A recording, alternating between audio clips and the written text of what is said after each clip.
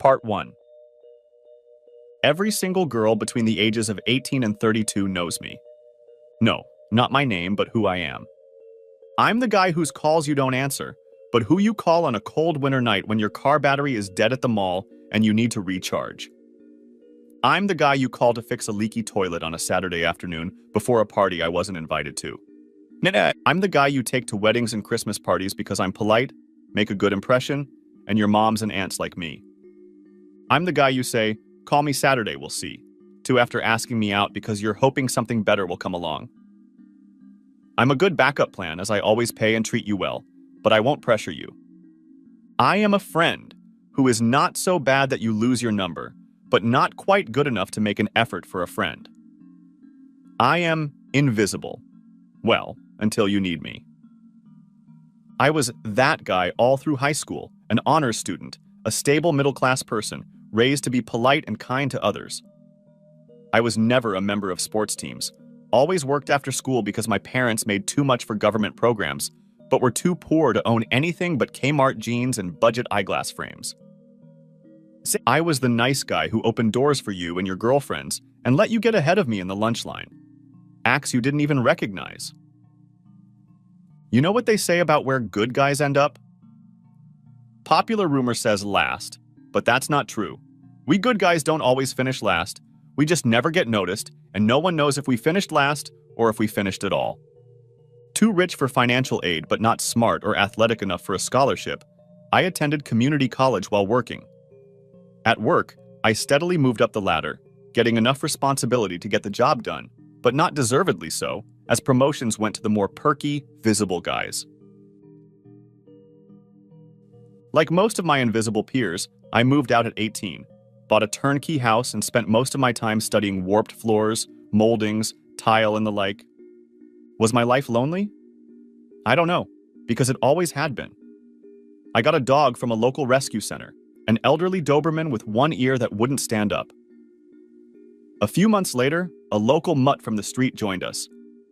Everyone knows that no matter how little money and possessions you have, having a dog makes you rich. When a stray cat moved into my house, I thought I was definitely rich now. Then suddenly something very strange happened. After my 32nd birthday, girls started returning my calls. I was not only getting dates, but sleepovers as well. My social calendar went from strength to strength, and I had to write down and decline invitations. Was I happy? Does the Pope shit in the woods? Is the bear a Catholic? Yes, that's right. I was happy but confused. Next chapter. The reason for my newfound studliness was suggested to me by Joanna, a retired schoolteacher who worked at the store where I got my coffee every morning. Joanna was a big, rough smoking lady who didn't give a damn about anyone's opportunities. Joanna could chat up any of the customers, from construction workers to truck drivers, and she had a loyal following in the store. She worked mostly to keep busy after the death of her longtime partner. "Eric, my boy, you are what is known as a clock stopper," Joanna told me. I was puzzled. "I've heard that you can be so ugly that your face will stop the clock. Is that what you mean?" Joanna exhaled a stream of smoke before continuing. "No, I'm talking about the biological clocks of young ladies." Joanna took a second to puff on her cigarette and then continued. "Most women know that after age 35, the biological window for having children becomes really dangerous." I interrupted. "Joanna, that's not really true anymore." She waved her hand to clear the smoke and deflect my objections. Yes, Eric. True, the odds are better today than in my day, but after 35, the odds still don't stack up in your favor. And so these girls wake up one morning and they are no longer 22 years old, but 32. Carrying a baby lasts a year, so if they want one child, they need to be pregnant by age 34. Add to that courtship, finances, and most importantly, finding the right guy, and then they're already running out of time, and bam. You, my friend Eric, become the stallion that stops the clock. I shook my head. There are plenty of single guys out there, much better than me as donor husbands. Joanna laughed, letting out another trickle of smoke.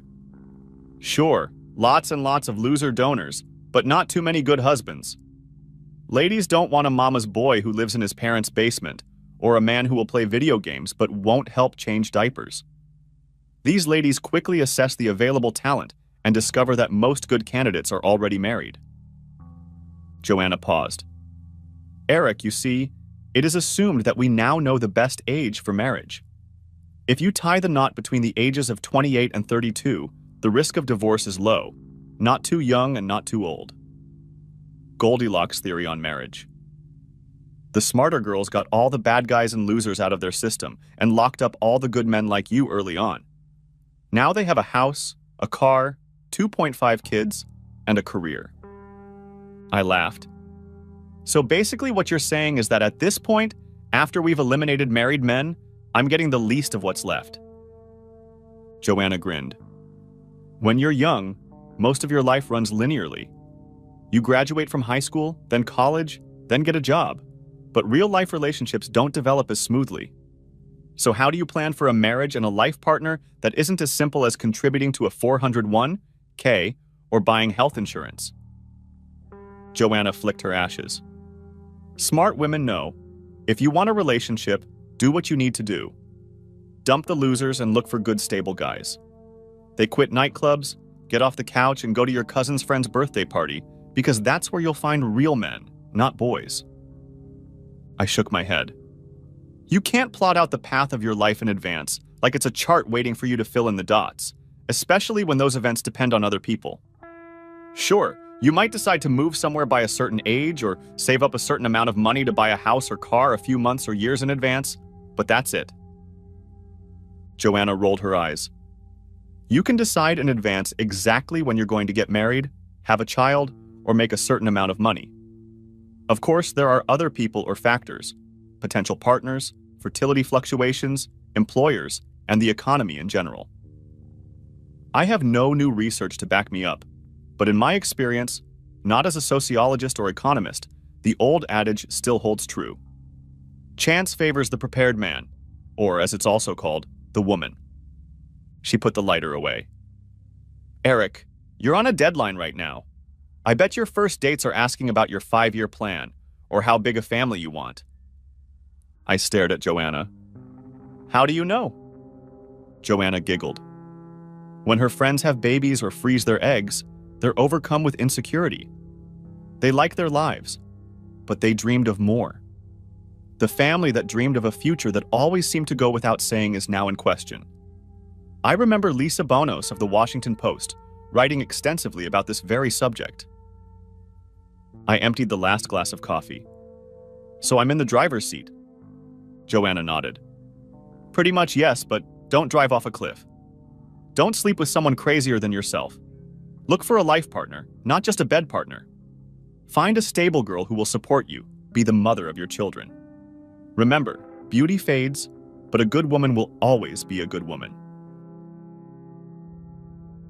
As I walked to my car, I realized that Joanna had given me a lot to think about. I had really taken her words to heart and had weeded out all but the most stable women who could be a good match for my life. When I finally found the perfect woman, it was a woman that even my mother would like. A girl who... Of course, this is all a load of crap. Kelly's story. I stared at the chipped nail and silently swore as my mom handed me an aspirin to take away my headache. Mom sighed, sliding a cup of coffee toward me. Kelly, what's all this drama about? We were in her small apartment. Mom and Dad had split up after I left for college. The situation had been tense a few years before that, but in my last few years of high school, I just brushed it off. Mom bought the place with her share from the sale of our house. My dad wouldn't tell me why they split up, and my mom simply stated that it wasn't my dad's fault. I didn't probe further, but I knew Mom missed the big yard and garden, even though the small apartment had a big pool. I took a sip of coffee before answering. That asshole Richard cheated on me. I caught him in bed with someone I thought was my best friend. Mom looked puzzled. He cheated on you again? I waved my hand at her. No, it was Kevin who cheated on me before. This is a new guy I've been seeing for about a year now. Wow, my mom said, leaning back. That's the 4th guy who's cheated on you. I shook my head. I guess they all end up cheating on me except for Tony. Mom made a grimace. Tony wasn't married and didn't have kids? I sipped some more coffee. Yeah, but I didn't know that at the time. At least he wasn't cheating on me with my best friend. Only with his wife. My mom reminded me. Why are all men such assholes? I asked. Relationships are so hard. It's like a full-time job and we have to treat it like one. If your boyfriend wants to leave you, he should give you 2 weeks' notice. There should be severance pay and before they leave. Mom took a sip before answering. If you're giving your all and it's not enough, you're probably giving it to the wrong person. Mom, what are you talking about?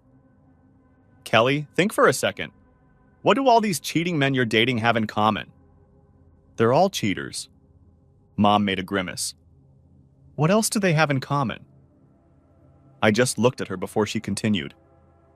Kelly, it seems like you pick boys who will be losers. Rolling my eyes, I replied, if I try to fail and succeed, what will I do? She took one of my hands. Kelly, you are a mature adult woman who is over 30 years old. You have a good job, you have both intelligence and beauty. Maybe it's time to stop playing with those bad boy kids still living in their parents' basements and start hanging out with real men. I jerked my hand away irritably. What's wrong with the guys I'm dating? Mom just stared at me. Okay, besides cheating? Mom rolled her eyes. What happened last winter when your car battery died at the mall and you called your boyfriend? And he said he couldn't make it because he was playing Call of Duty with his friends. Making a face, Mom asked, and who did you call?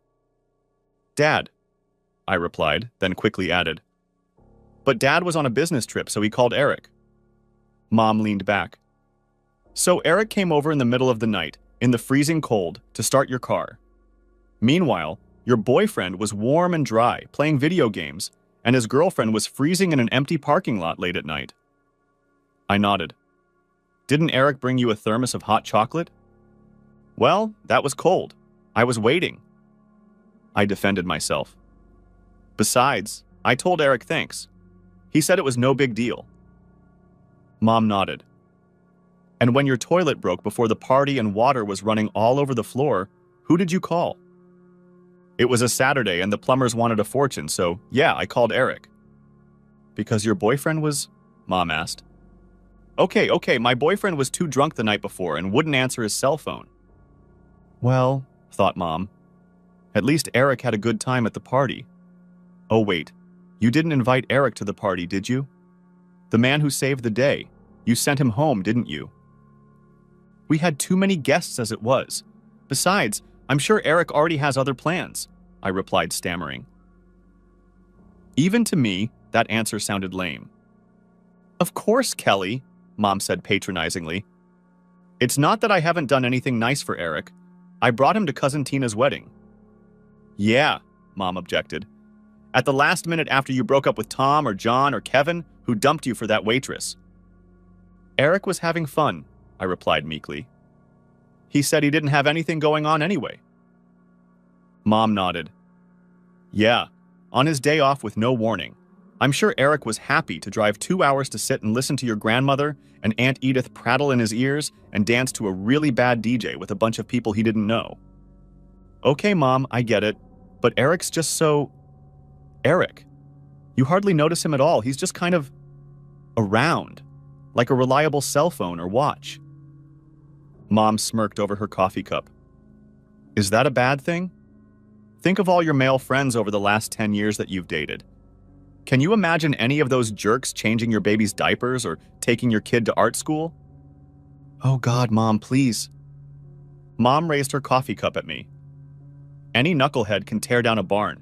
It takes a carpenter to build it. I'd had enough and got up to leave. Mom, I've got to go. Thanks for the coffee, but I have a million things to do, and I promised to meet Dad for an early dinner. Mom looked sadly into my eyes. Okay, Kelly, tell your dad I said hi. I nodded and kissed my mom. Mom hesitated and asked quietly, Does your dad ever ask about me? I gave a strained smile and walked out of the apartment. I thought about what my mom had said on the way to my dad's house. It actually made me angry. I had come to my mom for comfort after catching that slut with my boyfriend. Ex-boyfriend, not a lecture on the birds and the bees and time. It was so unfair. We're told we can do anything a man can do, and when we do, we're called bitches. Now we're expected to be the CEO in the boardroom, the chef in the kitchen, and then all of a sudden, oh, by the way, you only have a window to have perfect kids and a husband. Otherwise, it's the big L for loser for you. As I stopped at the longest stoplight in the city, I casually cast a glance at the park. To tease me, God played out a domestic scene in which some guy was chasing two little boys around a tree, and a woman, obviously the wife, was sitting with a large dog on a nearby bench. It looked like a Norman Rockwell-style life insurance commercial. What the hell? I thought to myself. I'll call Eric and see if we can go out this weekend. Nothing serious, just a taste. Eric deserves a treat. Next chapter. I sat in Starbucks, a cinnamon dolce light frappuccino coffee in one hand and my phone in the other. Hey Eric, it's Kelly, how are you? Kelly? Good to hear from you. Eric seemed genuinely happy to hear from me. What's wrong? Did your car battery die again?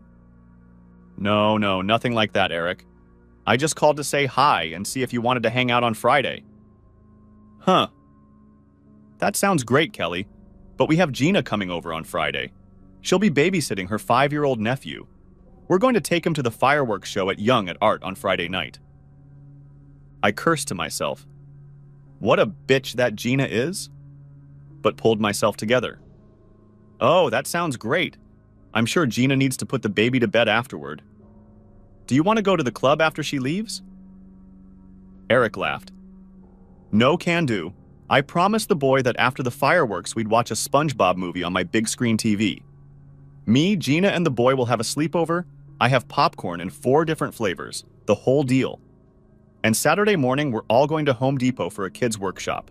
Lad will be building a birdhouse. Okay, Eric. Sounds like fun for everyone. I prayed the guy would hit Gina over the head with a hammer. How about picking me up Saturday night? We can swing by that new place on 23rd Avenue. Can I take a rain check, Kelly? Anna and I are going to the XYZ concert on Saturday. Really? Anna bought tickets to XYZ? They've been sold out for months. Yeah, I know, right? I've been trying to get tickets ever since I found out XYZ were playing here. They're my favorite band. Anna said she got the tickets from the company raffle. I took a sip of my coffee. I imagined what that slut Anna had done to get the tickets, but I did my sweetest voice. Oh, Eric, I'm so jealous. Tell you what, why don't we meet on Sunday for brunch and you can tell me all about the concert? Maybe later, Kelly? Sunday morning, Vicky's bringing her dog over to our place. Vicky, me, Achilles, my dog, and Vicky's dog are going to go to the dog park to play frisbee.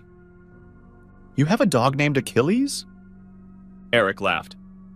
Yeah, you've met him, remember? The Doberman with one standing ear? I've always wanted to name the dog Achilles. Then when we're out walking, I could say, Achilles' heel. He laughed at his own joke. You don't remember my other 2 pets? The mongrel and stray cat Spoiled and Rotten?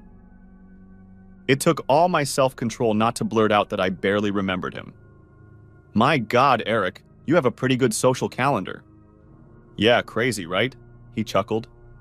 Until last spring, the only way I could get someone of the opposite sex to talk to me was if I had a tool in my hand to fix a clogged drain or their broken widget. It must be my new aftershave. You poor, ignorant fool, I thought, as Eric continued. Kelly, how about... It sounded like he was turning a page. Sunday night? I can cook something on the barbecue and we can watch a classic movie in 3D. I even bought glasses. Now I was furious. I wasn't going to have a dentist appointment. Eric, I don't know. Maybe you can call me on Sunday and I'll tell you. I could almost hear Eric shrug into the phone. Okay, Kelly, but why don't you call me in case I forget? Oh, sorry, there's someone on the other line. I've got to go now. I hope to see you on Sunday. Bye. I sat there staring at my phone with the call ended display. My cinnamon dolce light frappuccino coffee was long forgotten. What the hell? I said out loud, louder than I intended, drawing stares. Eric had just hung up on me. I stood up and tossed the cup into the trash can. How could Eric prefer me over these whores? I had a bigger cup size than all those bitches put together. Hell, all those trailer park whores barely had the brains to blow their nose. Next chapter. My father was quite amused by my interactions with Eric. Honey, it sounds like you're a seller in a buyer's market. We were sitting outside on the big veranda of my dad's house. His house was much bigger than Mom's and overlooked the lake where he kept his boat. Dad was grilling on a huge rig that would have been fit for any restaurant. He was still in good physical shape, and with his tan and hair the color of salt and pepper, he could have played the part of an extra in a commercial for some senior housing complex. But Dad, that's just not fair. I've known Eric forever. I have a degree, a career, and not to sound vain, but I'm kicking the ass of all these passers-by in looks. Dad laughed, sitting down. Don't forget about modesty. You're the one who told me to be modest, but not inconspicuous. Kelly, oddly enough, I understand what Eric is going through. When I moved here, I had more, female company than I had at an Oprah convention. I was out of the dating game for a long time. I don't know if the rules are different at my age or if they even exist. But the ladies here don't make a fuss or shy away from what they want. He got up to turn off the grill. My point, Kelly, is that the ladies here use the famous Roman saying, seize the day, trusting little in tomorrow. I put my glass down. You know, Dad, you're right. He interrupted me. You know how much I love hearing that. I waved him off with my napkin. So are you going to call Eric? Asked Dad, refilling my glass. You mean now? Seize the day with little confidence in tomorrow, repeated Dad with exaggerated exuberance. I rolled my eyes, pulling out my phone and dialing Eric's number. I gave Dad a thumbs up when Eric picked up the phone. Hey Eric, it's Kelly again. Yeah, I saw your name on my display.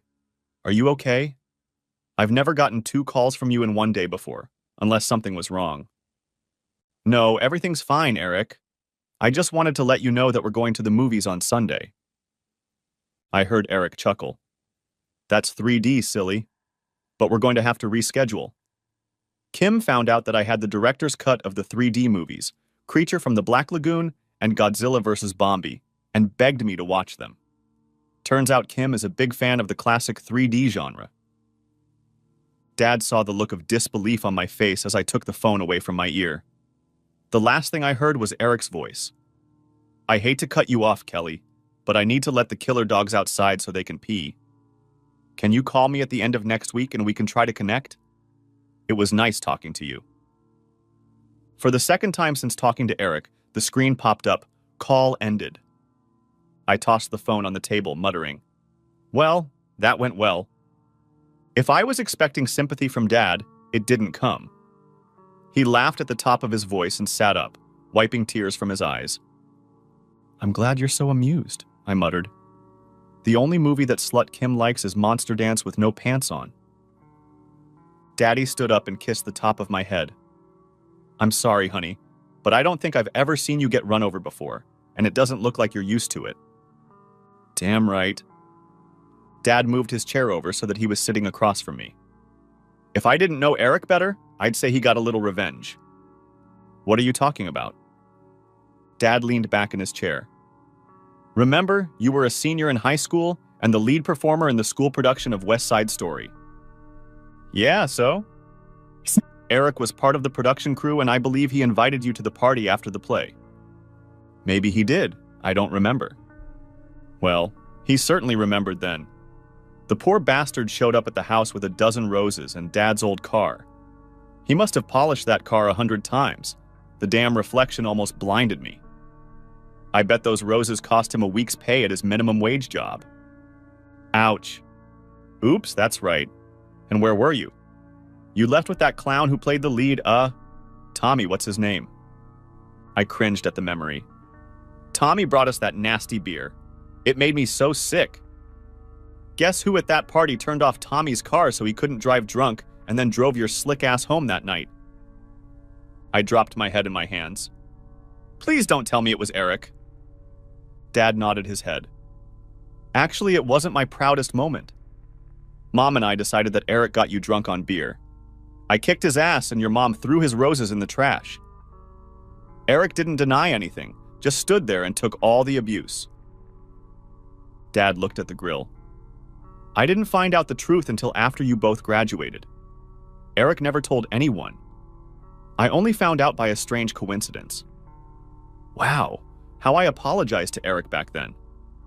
Do you know what he said when I asked him why he didn't tell me what happened? What? Eric stood there with a goofy smile on his face and said, "No problem. Real men never complain. Real men never blame."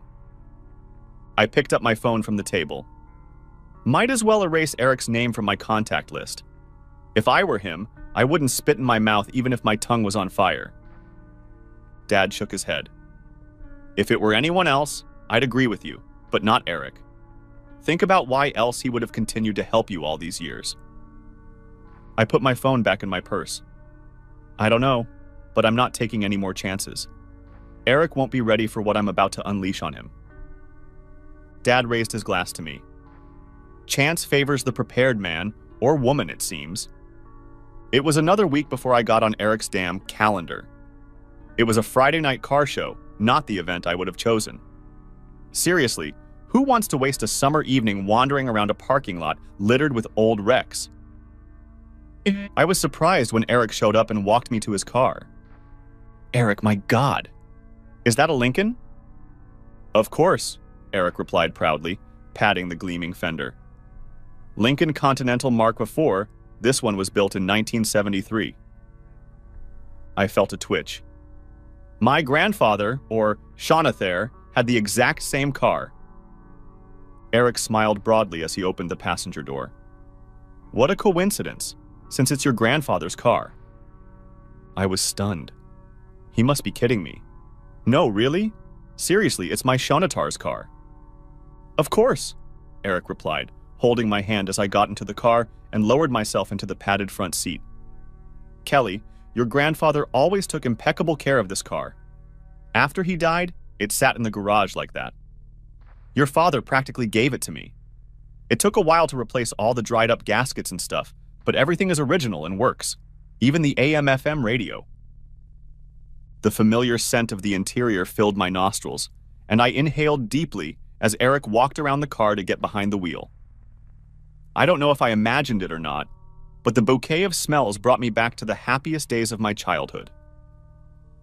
My Shaunathair and I were walking to get ice cream, and I felt Shaunathair's presence as surely as if he were sitting next to me. Eric settled in as the driver. He had a cat that ate the canary expression on his face. Suddenly, he reached across the driver's seat and opened the glove box. He pointed to the inside glove compartment door. There, in childish scribbles of my young hand, was written in uncertain letters, Kelly plus Shaunathair forever, surrounded by a large heart. One thought flashed through my mind. Eric was the man I was going to marry, bear him children, and then grow old together. The car show was a lot of fun. Although I only recognized a few cars from my teenage years, the atmosphere was great with a DJ playing old tunes, kids trying to use hula hoops and a bunch of food carts. Shaunathair's car, Eric's car, was getting a lot of attention. Eric was casually chatting with everyone, and even the kids in their imported rice rocket cars came up to him with questions.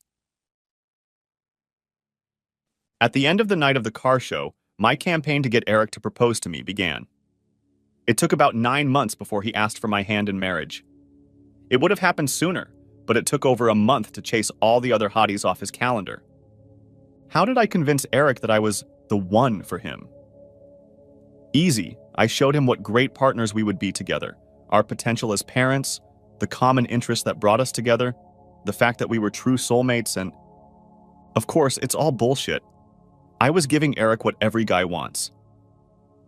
Eric, like most single guys, was limited to 4 main food groups: microwave, cereal boxes, pizza, and Chinese takeout. While, of course, the best I could do in the kitchen was make restaurant reservations using my phone, I could find enough ingredients to keep Eric's stomach full. Eric wasn't the worst lover I'd ever had in my life. Eric continues the story. Wow, is all I can say. I really enjoyed being married. Kelly was wonderful. Even the cat liked her. We had the usual minor disagreements, like my choice of decor versus hers, but once I saw what she did to the house, I quickly sent my lonely memorabilia to the garage to make a traditional man cave. We both loved to laugh, and comedy clubs and concerts along with local theaters became our date nights. As we all know, when the gods want to make us cry, they make us laugh first because everything was good until it was bad. We had just gotten out of the doctor's office. After a year of trying to have a baby, we decided to get tested. My swimmers were fine in both quantity and quality. Unfortunately, the problem was Kelly's. I can't spell half of the medical jargon, but basically, I had a better chance of getting pregnant than Kelly. All existing methods involving Kelly had such a low chance that the odds were non-zero, meaning above 0%, but not by much. Unless 3 wise men with gifts come from the East, we would have to go the expensive route of surrogate or adoption. I was fine with both, and I was willing to mortgage, sell everything I owned, or borrow. Kelly was stunned and said she needed time. That, I think, was the beginning of the end. Next chapter. Kelly fell into a despondency that turned into a deep depression. She even quit her job. It took the intervention of her parents and I to get her into treatment. They tried different medications, but the ones that worked made her gain weight, which made her even more withdrawn. Kelly had to make a huge effort to go anywhere. Every time she saw a child or family, she nearly burst into tears. I was at a loss as to how to help her. My attempts at humor, think of all the money we'll save on birth control, had the opposite effect. After about 2 years of this behavior, I was ready to get depressed. And then a miracle happened. Kelly's therapist picked the right combination of medications, and combined with Kelly's sessions, I gradually climbed out of my shell. Although I was glad to have my wife back, the old life didn't happen. Kelly refused to discuss any options for our family, and I simply dropped the subject. It seemed like we were no longer getting along and just existing together. Even when we were physically near each other, like eating breakfast, Kelly acted as if I wasn't there, scrolling through her smartphone or going through papers from her new job as office manager. I felt invisible, like she was looking past me. Kelly didn't want to go to comedy clubs anymore, but when she showed interest in our local theater, I bought season tickets. We went to every new show and some shows she went to multiple times, bringing her mom if I wasn't home. I felt like I was seeing a little light at the end of a long, dark tunnel. Of course, fate decided it was an oncoming train. Next chapter. Joanna popped up from behind the cash register at the store when I walked up to pay for my Monday morning coffee. "Eric, come with me now," said Joanna, grabbing my hand and pulling us out the back door. "Stop, Joanna, I'm going to spill my coffee," I exclaimed as her iron grip pulled me outside. Joanna lowered her hand to light a cigarette and took a drag as the door closed behind us. "Eric, your wife is cheating on you," Joanna spat, exhaling a trickle of smoke through her nose. I brushed the smoke off her face. "You're insane," I replied as Joanna took another puff. "You must have mistaken Kelly for someone else. I mean, you see 100 people a day." Joanna put her hands on her hips. "I was at your damn wedding. I know what your wife looks like, and I know damn well what a cheating bitch looks like." A doubt crept into my mind. "Joanna, it's a very serious thing to accuse someone. Are you 110% sure?" Joanna interrupted me. "I'd like to be wrong, but Kelly was here with that asshole from the theater. Tommy, what's his name? They were here together yesterday." My head was spinning. Yesterday, I'd been at her father's apartment all day installing an electric water heater for him.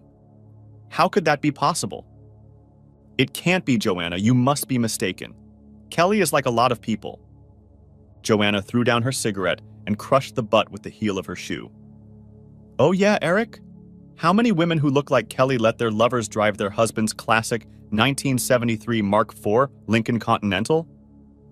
What? Kelly's history. What? Exclaimed Mom, setting down her coffee cup. It's no big deal, Mom.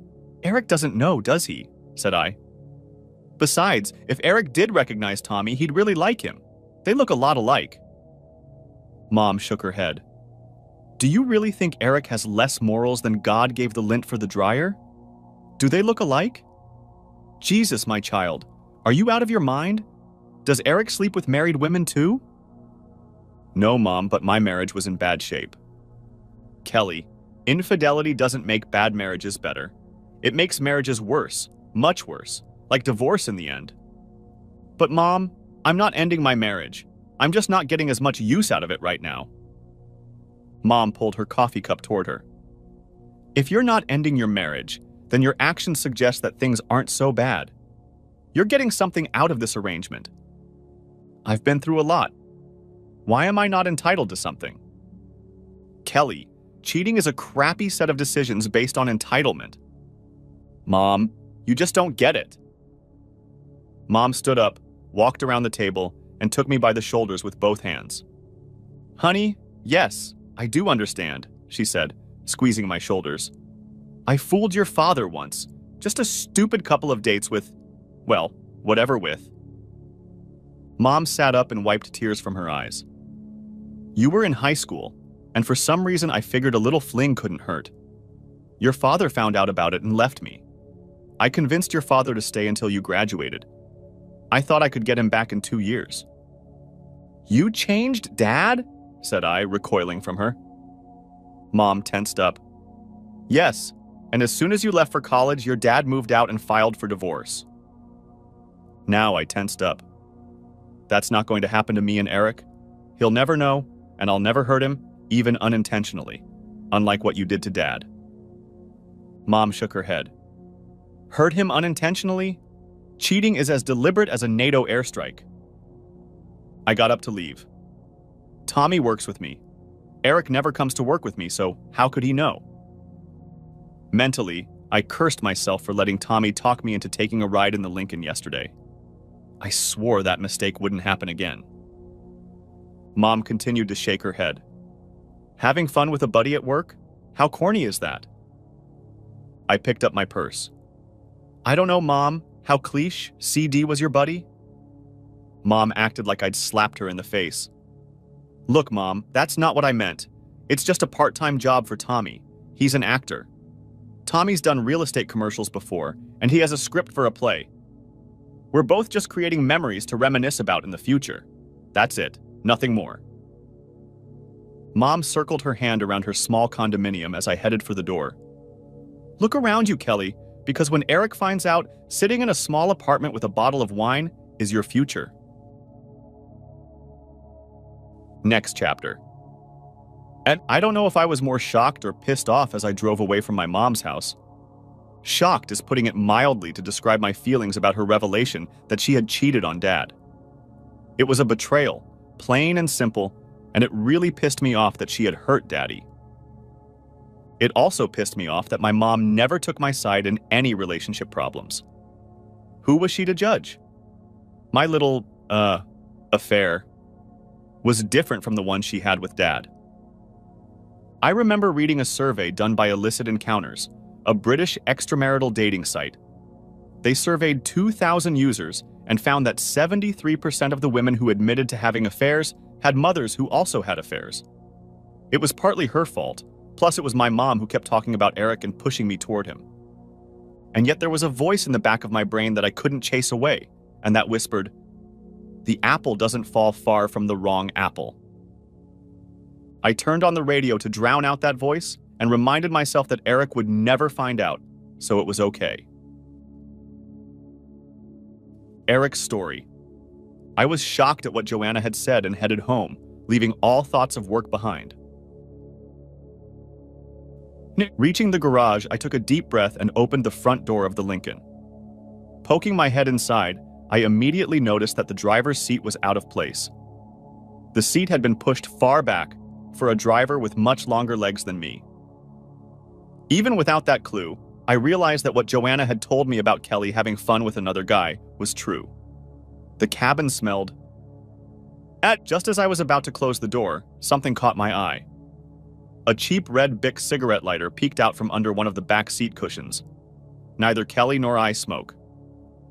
I pulled the lighter out from under the cushion, closed the car door, and sat on the garage floor, leaning my back against the front fender.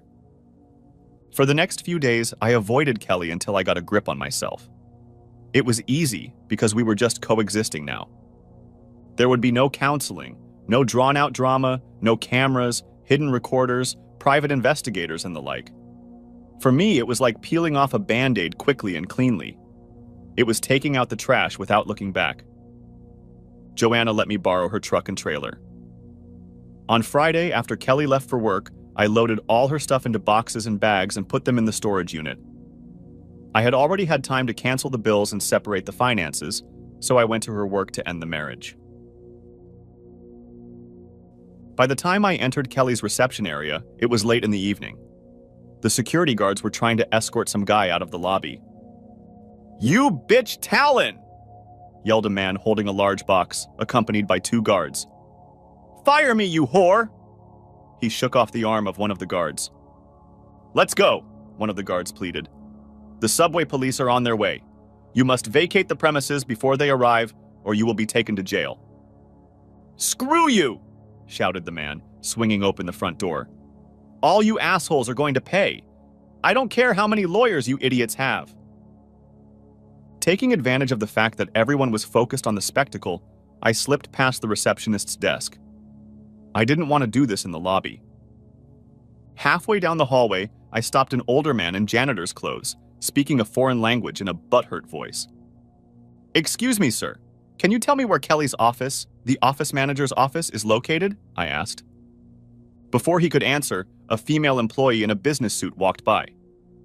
The woman appraised my jeans and work shirt with a disdainful expression and turned to the maintenance worker. "This is America.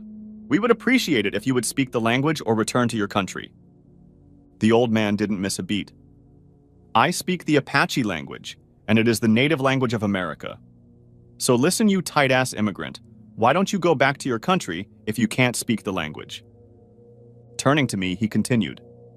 "Kelly's office is on the 2nd floor, right off the balcony, about the 4th door from the CEO's office." "Thank you," I said, heading up the stairs and leaving the lady standing there with her mouth open.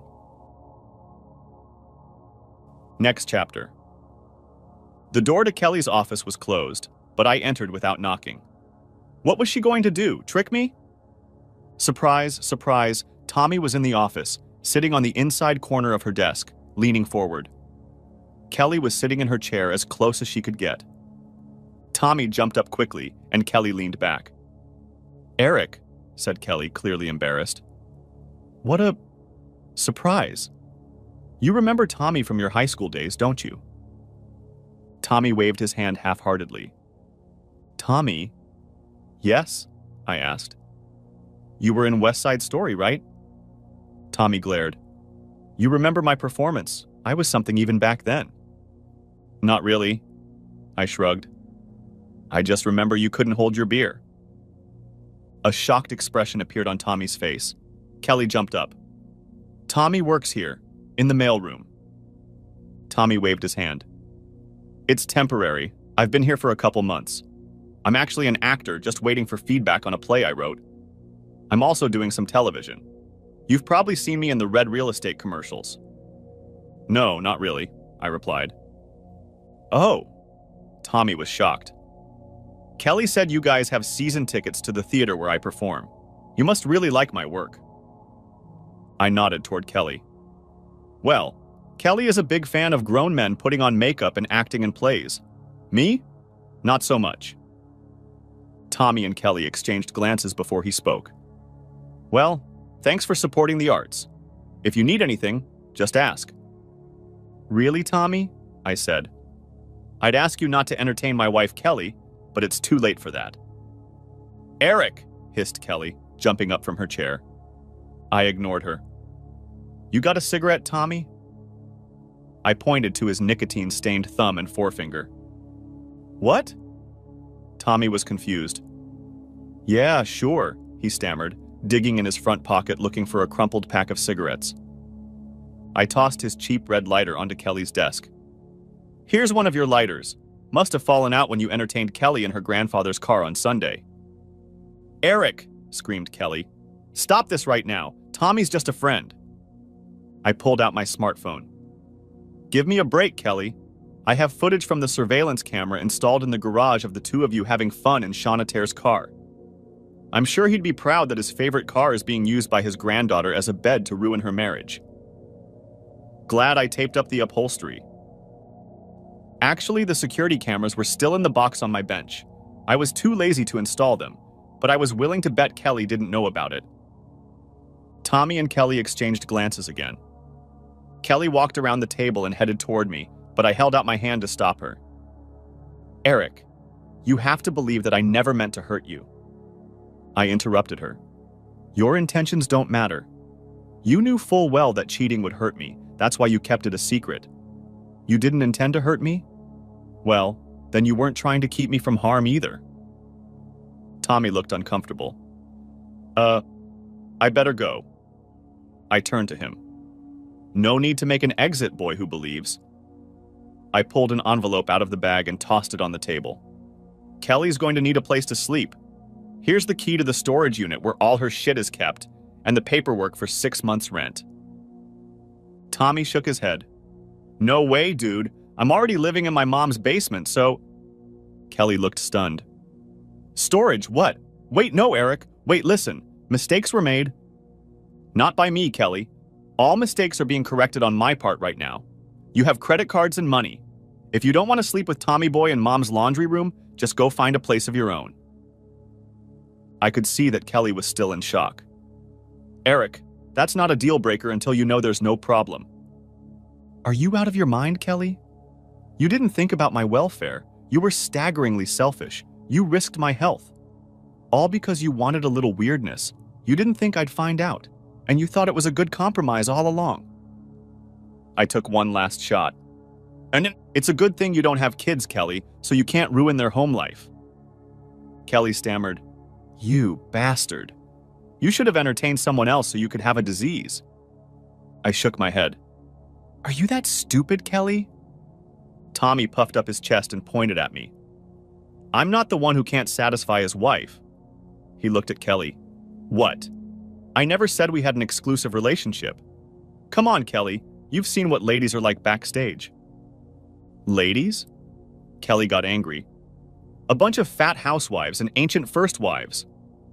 She threw a cheap lighter at Tommy. I turned to leave.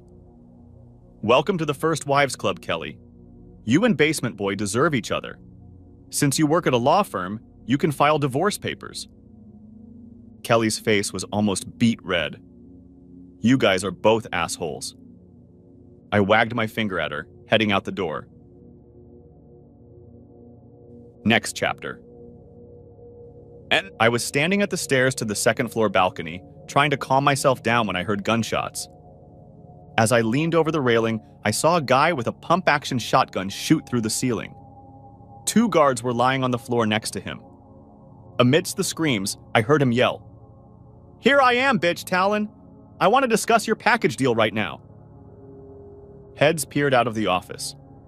The old janitor I was talking to was pushing his cart toward the stairs at breakneck speed, shouting, Active shooter! Active shooter! Get to safety!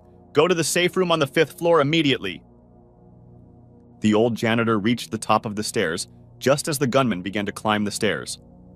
The old man pushed the entire cleaning cart down the stairs. The mass of mops, buckets, and bottles of cleaning supplies hit the gunman right in the chest as he tumbled down the stairs, knocking him to the ground. The janitor looked at me and pointed to a large copy machine. Move that thing to the stairs. We have to block it. I froze in place and couldn't move as the janitor ran to the elevator and slid a key into a slot from a bunch on his belt. He rushed past me. Come on, kid, let's go. That'll disable the elevator, but we still have to block the stairs. My body simply refused to react, and the old man ignored me, unhooking the massive copier and pushing it toward the stairs, ignoring the gunshots. I was now joined by Kelly, Tommy, and about 6 other women, including the one who had told off the cleaning lady for talking to Apache. We stood wide-eyed and watched what was happening as if it were a reality show. As shots rang out in the copy machine, the janitor taunted the shooters. "Hey, you shooting blanks? Looks like you need a bigger gun." Then the crazy bastard started throwing potted plants in the direction of the shooters. The old man looked at me and hissed, "I can't hold him back much longer. Move your ass and lead these people to the woman's shack around the corner." I was still in a trance until Kelly tugged on my arm. "Let's go, Eric." Next chapter. We were cowering in the women's restroom like a herd of sheep when the janitor came in. He turned off the lights, and it took a minute for my eyes to adjust to the darkness. The man pointed to half a dozen women. "Get in the last stall, farthest from the door. Stand behind the china as far as you can." He turned to Tommy and me. "Move the couch in front of the stall wall. That will help block any pellets that get in. Hopefully we can sit this one out until the cavalry arrives. We should keep quiet and hope he doesn't find us." He locked the door. "Anyone keeping an eye on that asshole gunfighter?" I raised my hand like I was in 3rd grade. "He was wearing something that looked like a black life jacket," I said. The old man nodded. "An armored vest." He turned to the group of women huddled in the last stall. "You," he pointed to Kelly. "Give me your bra. Now." Tommy was still looking around in panic. "You're going to listen to that old pervert." "Shut up, Tommy," I said, pointing to a tattoo on the inside of the old man's forearm that resembled the Budweiser eagle and a beer logo, only his tattoo had an eagle and a trident with an anchor on it. This guy knows his shit. As the man tore open the cups and then clenched one cup in his fist and punched the mirror above the sink. He picked out a long, jagged piece, wrapping the end of it in one of Kelly's bra cups and handing it to me. "I bet our shooter has a less expensive ballistic vest. Ballistic armor dissipates the kinetic energy of a projectile, such as a bullet, through a network of fibers like Kevlar, much like a soccer ball hits a goal net at speed. It won't stop a knife or a punch." "What if he doesn't have a cheap bulletproof vest?" shouted Tommy, almost panicked. "Calm down," said the man, trying to hold out a bra-wrapped spike to Tommy. "Then we'll go for the face. There's enough of us here, and if we pile on all at once, we'll have a chance." "To hell with that," said Tommy, dodging the jagged piece of glass held out in front of him. "I'm not going to sacrifice myself for a bunch of selfish sissies. These bitches wanted equal rights. Let them fight." He began to squeeze his way through the small crowd crammed into the last stall. The old man grabbed Tommy by the hair on the back of his neck and pulled him back. Tommy spun in place. The old man kicked him under his kneecap, and Tommy fell to the ground. "You want to die on your knees instead of fighting on your feet like a man? That's your choice, but you're not going to hide behind a bunch of skirts to save your hide." Tommy scurried off to the far corner as the boy let go of his hair. The man turned to me. "What about you? Fight or flight?" I was so scared my teeth were chattering. "I think I'll pee my pants, but I'll stay on my feet." "Look, that door won't hold a damn thing.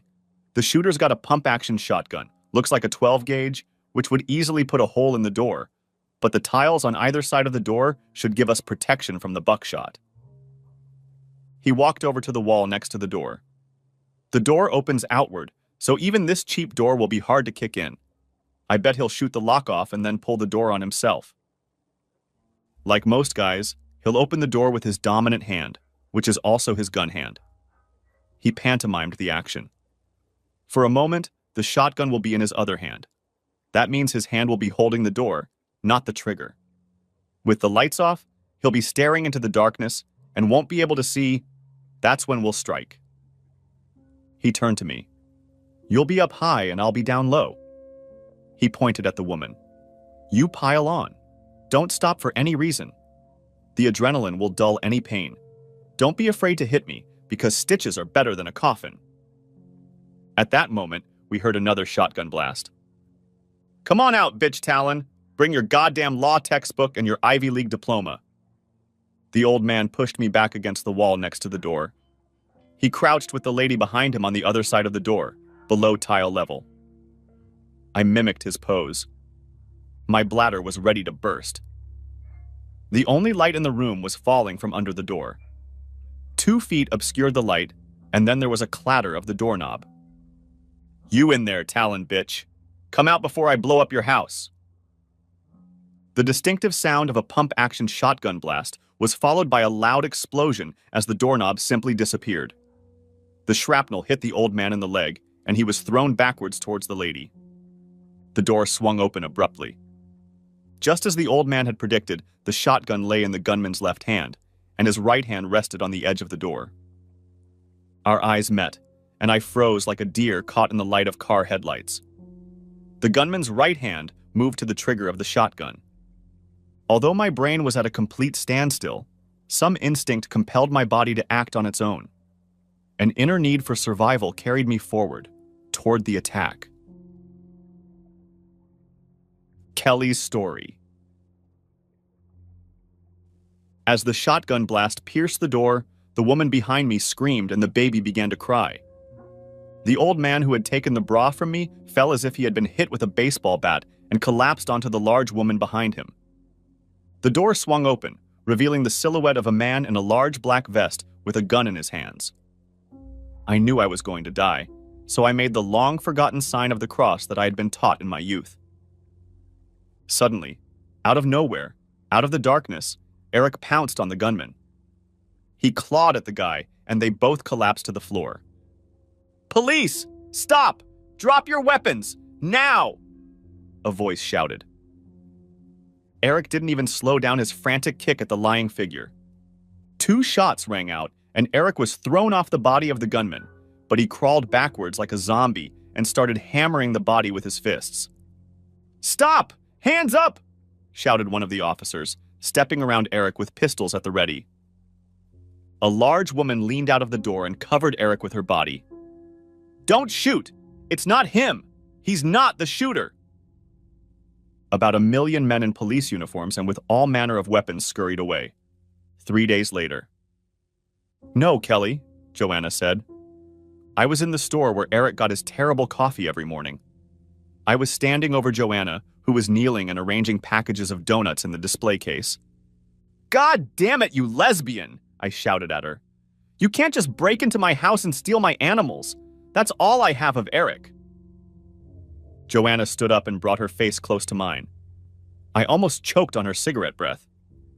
"Listen, you cheating scumbag," Joanna began.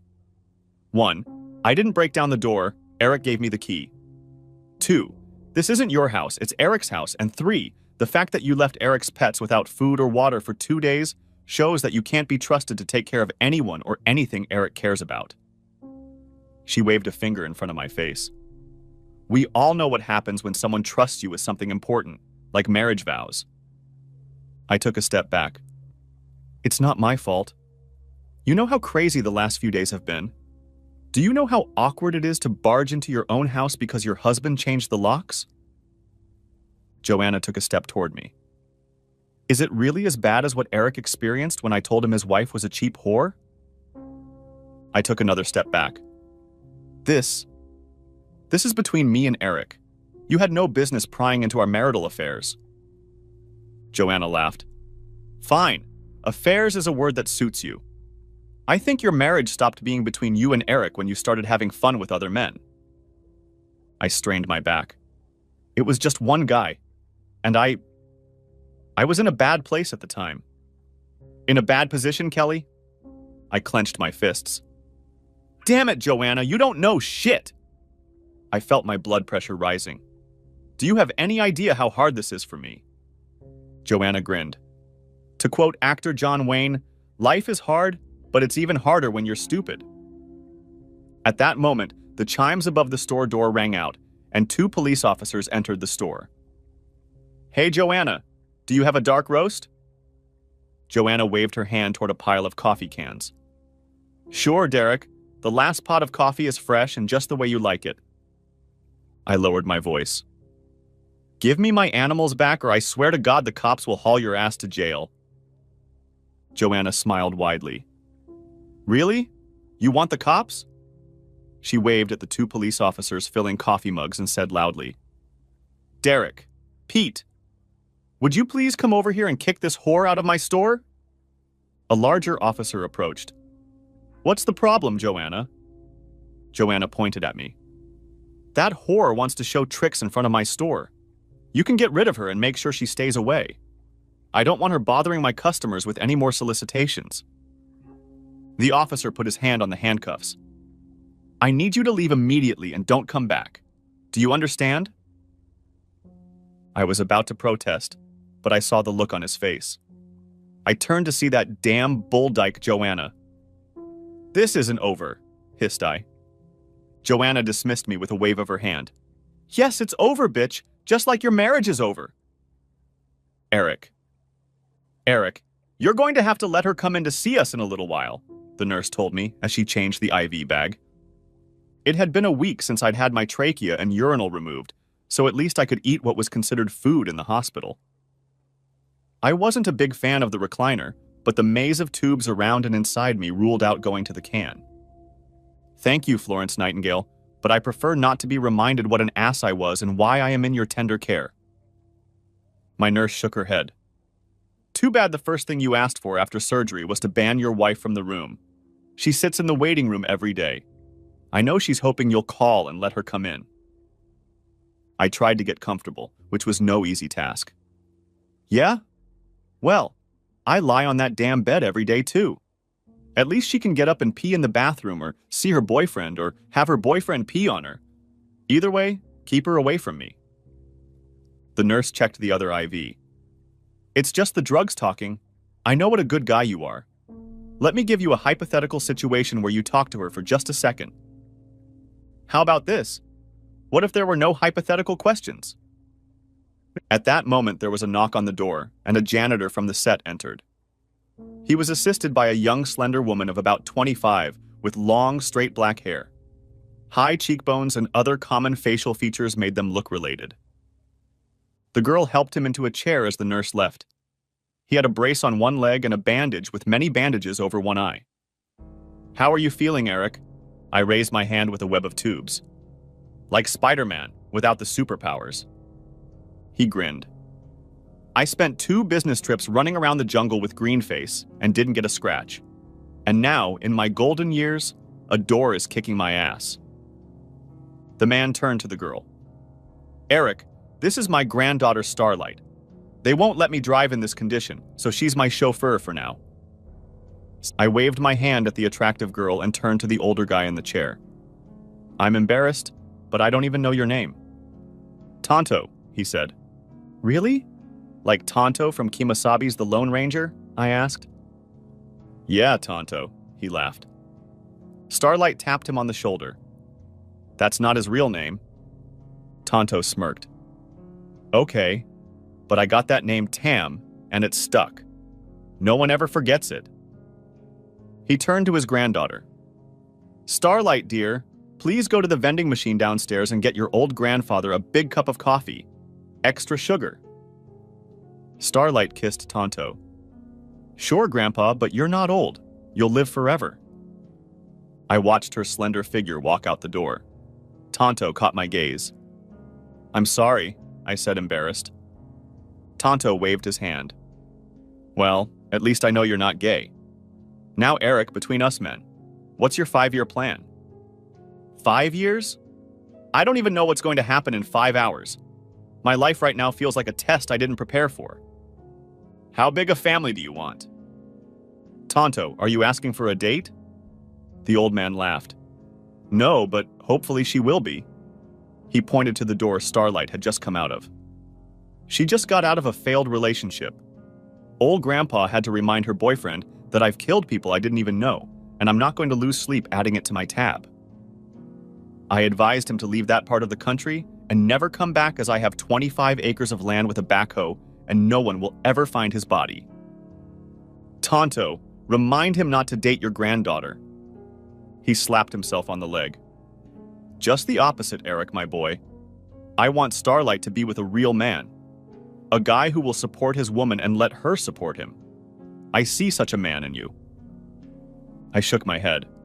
Tonto, I wet my pants when that guy with the gun opened the door. Tonto shrugged.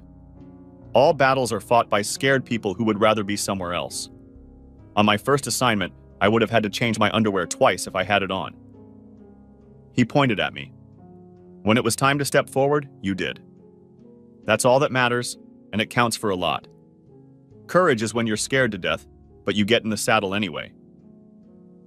I tried to find a graceful way out of the situation.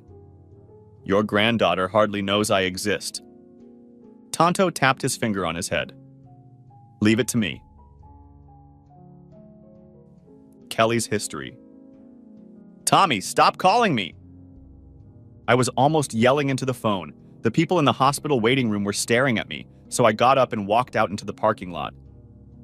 Sure, Kelly, but have you thought about what I said? Tommy, the only time I think about you is how I wish we had never contacted each other and how I wish you were dead. Whatever, Kelly, but it's a big opportunity. A movie about what happened to us could be my big break, but we have to strike now while the iron is hot. Tommy, I'm hanging up. Don't call this number again or I'll stab you myself. I need to keep this line free in case Eric calls. I didn't hear a no in that sentence, Kelly. No. Is that clear enough? Wait.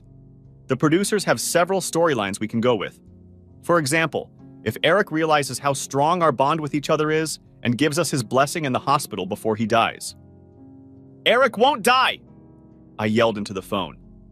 Won't die? Damn, okay. Then we have another storyline where I go to therapy with you guys and help heal the pain. You guys are so grateful you named your first child after me. It's just bait for the girls. You're an asshole. You know I can't have kids. Kelly, it's a movie. You can have an elf if you want. Otherwise, we'll have you adopt some foreign child from a third world country where all the Hollywood public takes jobs for foreigners from. As a dramatization of this story, you can adopt a puppy or a pony and name it after me. Later, the pony will grow up and win the Kentucky Derby. You ass, ponies don't grow into horses. Really, Kelly? Okay, we'll fix that in the script. I put my hand on my forehead, feeling my head start to hurt. For the millionth time, I cursed myself for even talking to this man, let alone having fun with him. Tommy wasn't worthy of wearing Eric's socks. Tommy, please, just go away. Kelly, we have tons of other story ideas in every genre, but they really need you to sign on to get some traction. How about it turns out that Eric is actually a robot from the future coming to the present to save you and me? I pressed the end call button and put my phone back in my purse. Eric's story. Tonto and Starlight became daily residents of my hospital room. Tonto made no secret of his desires, and after a while, both Starlight and I became more and more amused by his attempts. Finally, Starlight stood up. Eric, my grandfather will never let up, so we can set a date to go out at least once. Okay, Starlight, I said, but you'll have to drive on the first date. Tonto leaned back in his chair with a smile on his face. My work here is done. As he got up to leave, there was another knock on the door, and the middle-aged lady who had been on the set with us walked in. Tonto, Starlight, and the lady greeted each other warmly. I felt like a stranger in my own room. Tonto started the introductions. Eric, this is Allie. She's the CEO of Talon and granddaughter of the founder. He rubbed her shoulder. A woman with balls of brass like her brains. And remembering her sitting against the wall with a shard of glass clutched in her hand, I had no doubt Tonto's description was accurate. Allie squeezed my finger warmly. I and everyone at the firm owe you a debt we can never repay. I hope you will accept compensation from both us and the city, but I will not insult your sacrifice by offering only money for what you have done and endured. Tonto interrupted. You can insult my sacrifice by offering me only money. Allie waved her hand at him. Hush, Tonto. Everyone knows you have more money than King Midas. Starlight added, You're only working because Grandma was going to poison your coffee if you didn't quit and stop bugging her. Damn women, Tonto grumbled. A man has to have a purpose to get up in the morning. Starlight rolled her eyes. You get up at 4 o'clock in the morning every damn day. Old habits die hard, Tonto hummed. Allie shook her head. Eric, I know the circumstances under which you came to our office, and I'm sorry that there has been so much grief and suffering in your married life. However, I cannot express how glad I am that you ended up here, whatever the reason. She pointed at Tonto. We both owe you our lives, as well as my granddaughter. I felt myself blush. As far as I'm concerned, Allie, I owe my life to you, so let's consider us even. Allie shook her head again. That's hardly a fair exchange, Eric. The firm is willing to do anything to make you whole. I wondered for a moment. Does your firm have a family law department that can handle divorce? Kelly's history. It had been 8 months since the divorce was finalized. I had fallen back into a deep depression, and only in the last 3 months had I realized my act and its consequences. Today, I stood at a crossroads, but it was something I had to do, as I had learned that tomorrow hopes we learned something from yesterday, so I had to talk to Eric. I knew where to find him, which is why I found myself at Friday's car show, standing a few seats away from him and my Shonathair car. Taking a deep breath, I walked over and tapped Eric on the shoulder. Eric turned around and our eyes met. I was ready for hate, disgust, indifference, but I should have known Eric was too nice a guy. Hey, Kelly, said Eric with a wide smile. How are you doing? I didn't detect any sarcasm or indifference.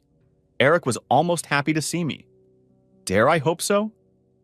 I knew what I should do, but I procrastinated, saying instead, Eric, I'm doing well. I see your movie is already on Netflix. Eric laughed. How I missed that sound. I heard that, Kelly. It was just a small indie production, but I had a lot of fun on set. The performer in the lead role was really cool. I nodded. He had your mannerisms down perfectly. Eric laughed again. Of course, except for the fact that he was a foot taller, had better hair, and a body built like a Greek god, we could almost be twins. He struck a pose. Have you seen my occasional appearance? I was an Uber driver. I even had a line. Have a good day, sir, was my main speech. I felt better just being in Eric's company. Oh, it wasn't that bad. Eric smiled his goofy smile. What was your favorite part? When my character made a powder bomb out of charcoal cigarette filters and dried poop to blow a hole in the wall so everyone could escape? Or when I used the ninja skills my grandfather taught me to scale a wall, disarm a gang of terrorists while holding a puppy, and then bring a shot orphan boy back from the dead with a heart massage using his car keys? Eric's humor was infectious, and I found myself laughing along with him. Well, at least you got the girl. Girls, Eric corrected me. He turned a little more serious. I'm sorry your temper was so harsh. I felt better than I had in a long time and joined in the self-injury. Harsh, Eric? They just made me mean. All the actress who played me was missing was horns, a tail, and a pitchfork. Eric shook his head. The entertainment department of the law firm that handled the contract told me that the movie was a hit in Asia. It ranks as the 19th most illegally downloaded movie in China.